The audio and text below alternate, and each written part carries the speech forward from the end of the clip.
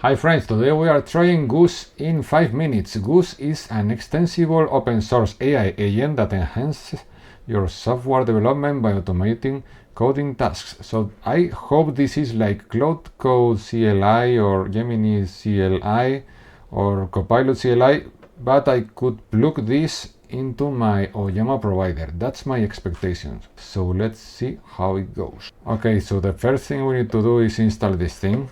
I'm in Linux now. We are running this thing. I hope I'm not hacked. OS type. What would you like to configure? Configure providers. Yeah, I think that's the first thing I need to do. And I'm choosing Oyama, local open source models. And I need to add here the Oyama host. I think this is my Oyama host because I had it in a enter a model from the chat provider. Let me check. I think I had deep GPT OSS. This did not work. I think it's because probably the Oyama host is wrong. There we go again. Oyama. This is the second try. Let's try without the root. And the model, we were talking about this one. This seems better because it's taking time when time is good. Checking your configuration. Now seems okay. Okay, so what's the next thing I can do to run this thing? Once configured, I need to start a session, Goose session. If I put Goose and just Goose, it's not enough. CLI users can also start a session in Goose Web. I prefer CLI, Goose session. Okay, let's try that. This seems good. As I think I should go to one of my repos, okay? So I'm running again this, but in one of my repos folder. This is one of my projects. It says that this is the working directory. Goose is running. Enter your instructions or try asking what Goose can do. I'm asking it to create a README or improve README because I think I already had a README. Untangling spaghetti code. I'd be happy to help polish your README. To start, could you share the current contents of the README? Can you do it already? And I need to help you here. Pretty sure that Gemini CLI or Cloud Code on those would do them themselves. But okay, I'll paste it for you. I paste it, adjusting confidence weights. I think this is only just using what I just input. I expected this thing would be more integrated into the CLI. Let's check documentation to see. From the prompt, you can interact with Goose by typing your instructions exactly you would speak to a developer. While you are able to manually navigate to your working directory and open the HTML, you will be able to... okay. Let's give Goose the ability to open a web browser by enabling... Okay, so I need to enable here something called computer controller. Let's run Goose configure again. Add extension, built-in extension, okay. Computer controller. Enabled. So now you're supposed to be smarter. Improve README. Orchestrating outputs oracles, yeah. So very funny. Really, but why don't you check it yourself? Check it yourself, man. You are in current directory. Now it's using this computer controller or something. Unknown variant bus. Yeah, I'm using set sh, but it found cell. Okay, now seems like it did something. Yeah, it was able to read the README himself or herself. Let's try to do something better, like find books in current Next.js project. Computer controller again. Okay, so this seems more similar to what I was used. Language cell script is going to do a cat against app. Again a cat. Well, this is like being a super junior developer or something like that. He doesn't know what the hell he's doing. And if I ask him to improve the UX,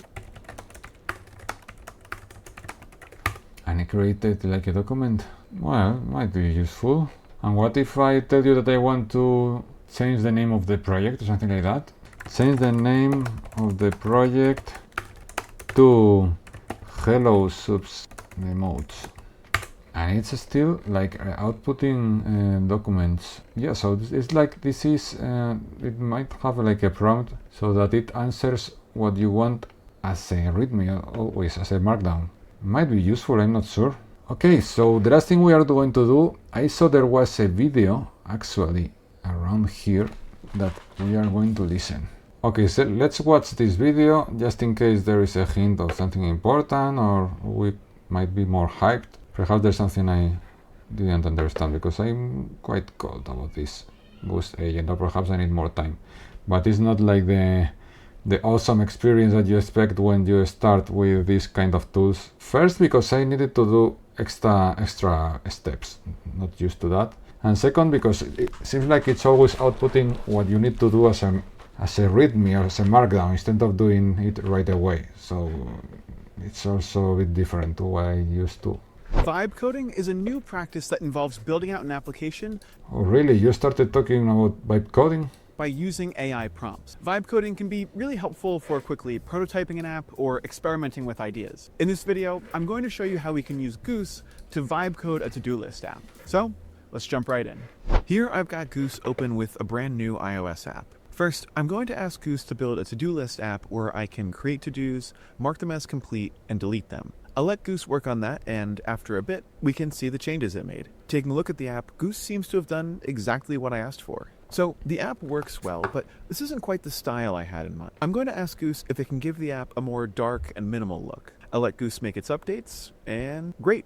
This looks much better, and everything is still working properly. This seems to be working better than what I've been seeing, perhaps because of the model. This is Claude 3.5 Sonnet, but if I want to use Claude, I wouldn't use this Goose agent thing. I don't know, I would just use Claude. Call me crazy.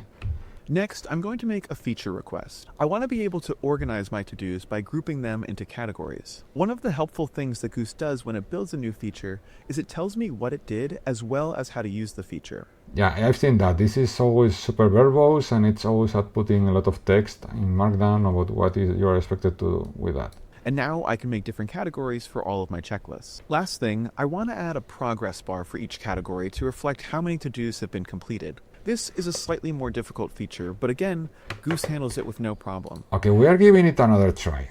We are doing the following. I'm going to TMP Hello World Goose session. I want you to create a new Nest.js app, which is a tool, my friend. It's the tool that any Asperger guy would like, right? It's taking long, so this seems promising. Okay, so it did nothing, so I'm quite disappointed. This was like a timeout, I think. Create an app to manage my friend list. Wow, another markdown. Come on, you yourself in Nest.js. Come on, more markdown. Use the computer extension to do it yourself. I don't want to copy paste. I just want to run. Gosling about. He's doing something right away, like creating a directory. Okay, so it got stuck for some reason, so I think it has been enough. Thank you. If you try it and it's better for you, let me know. Bye, friends.